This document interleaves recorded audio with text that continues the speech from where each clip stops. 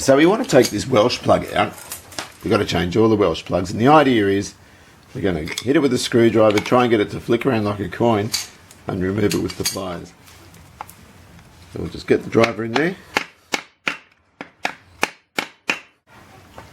So the idea is you flick it round and then you withdraw it. And you can see here where it's corroded at the bottom. This is a mild steel Welsh plug. I've always made it practice to put in brass ones because you don't get the problems with them. So we'll go and change all of them. I'm taking the Welsh plugs out before I clean the motor so I can sort of clean in the jackets as well. All things considered, it actually looks quite clean in there. Okay, so we've got this motor ready for steam cleaning. We've got it strapped in the trailer. All the orifices are plugged up, you know, so water can't get in anywhere. It's a good idea when you get brake cylinders and all sorts of stuff, master cylinders and other bits and pieces. They do come with grommets, and I always keep them for this sort of thing. Transmission's plugged up at the back.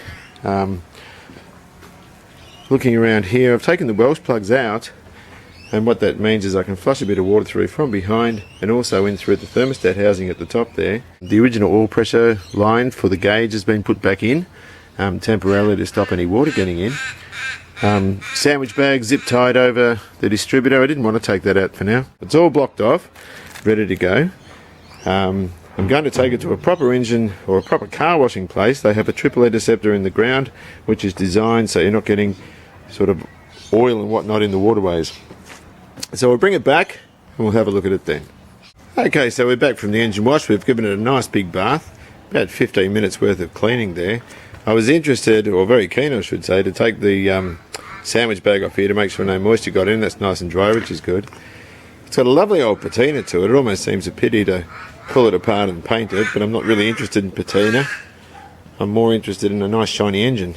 So gave inside the water jacket's a bit of a clean.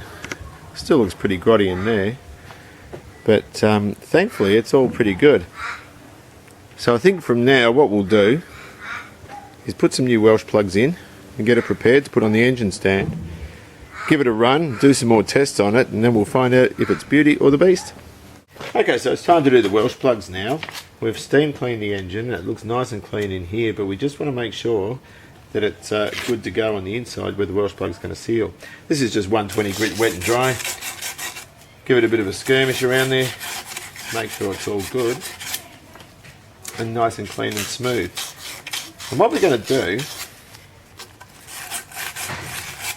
is we're going to use a brass Welsh plug, and to knock these in you would use a socket. And you have to make sure it's reasonably snug, but you don't want it too tight in there because as you push the plug in it's going to contract around the socket and you'll get it jammed. To seal it we use GM sealer.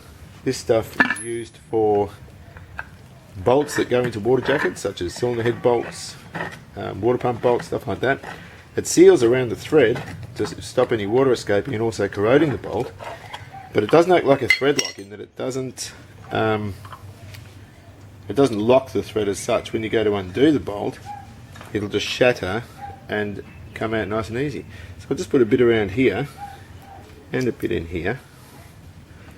I'm sure Mr. Peaky uses this stuff, being Holden sealer. This stuff's reasonably expensive, around $35–40 a tin, but it'll last you 20 years. Drop the plug on and then we'll knock it home.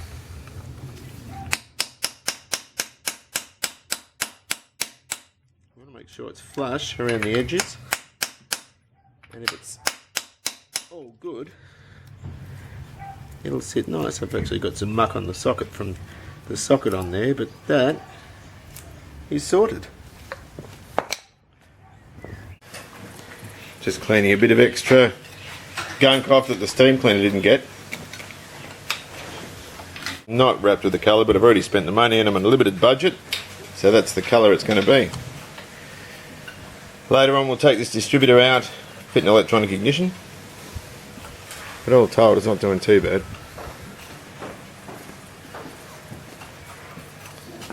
We'll hit it with brake cleaner as well and get it all nice and clean before we finish painting it. I'm painting this engine in enamel. Unfortunately I can't get the right enamel, which is metallic. They don't make it anymore. So we're just using this plain colour which looks a bit pepperminty. It's not my ideal choice. Always with painting, use good quality kit to protect yourself.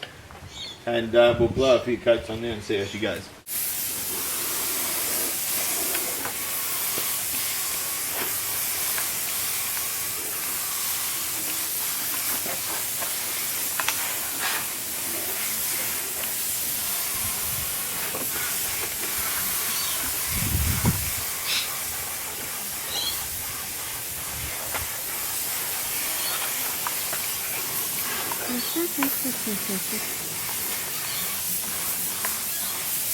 Okay, so here's the painted product.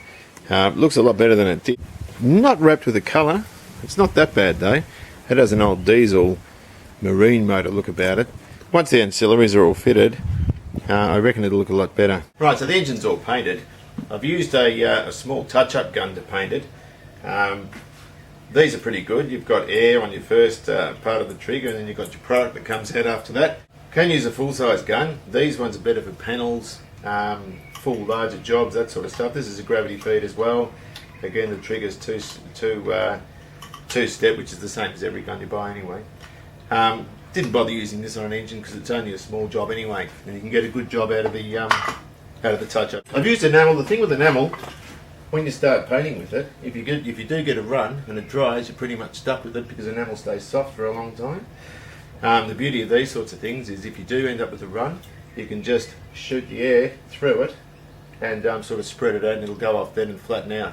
And I've done that a couple of times with this. You shouldn't really be getting runs though if you're painting properly. So all up, I'm pretty happy with the result. Certainly I'm no qualified painter, I'm a mechanic by trade, so any advice on paints should be sought by a qualified professional. Certainly you would leave 2-pack and water-based products for the professionals only. This is just enamel. Enamel and acrylic are very, very DIY friendly. Just don't forget to use good quality breathing apparatus and enjoy.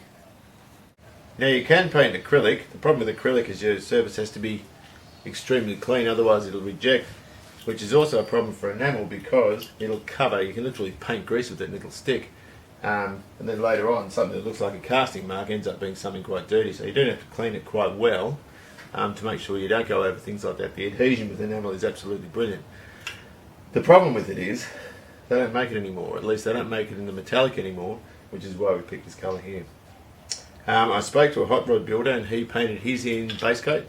A lot of people say you have to have special high temperature paints. If you think about what a car gets to in the 38 degree sunlight, what sort of temperature it gets to, you know, it's sort of, the normal enamel stuff's fine. I've been painting engines for 30 years with it, never had a problem yet. It doesn't peel off, it doesn't reject, it doesn't carry on at all. It's really, really good stuff. Fitting this thing out, I've got to get a couple of bits and pieces. Obviously this doesn't fit. These are a tapered gas thread. You don't need Teflon tape on here. I always put it on because it's nicer, it sort of snugs down nicer. Getting it all ready to finish off, so we can connect it up to the dash. The bar's cut for these, for the radiator, so I can mount the radiator on, stick the hoses on, fill it with coolant, all that sort of stuff, and get it ready to start. So in a couple of weeks when we're ready, I'll shoot another film and we can start it up.